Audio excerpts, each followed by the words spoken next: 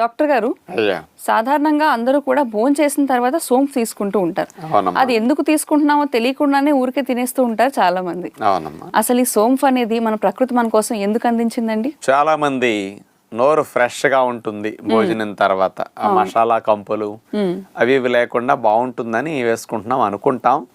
మన పెద్దలు ఋషులు ఏది పెట్టినా దాని వెనక ఎంతో సైన్స్ ఉంటుంది, ఆరోగ్యం ఇమిడి ఉంటుంది. మరి అలాంటి సోంపులో ఎన్ని ఆరోగ్య లాభాలు, ఎన్ని జీర్ణకోశ సంబంధమైన లాభాలు ఉన్నాయో తెలిస్తే ఇక అందరూ సోంపు వేసేసుకుంటారు.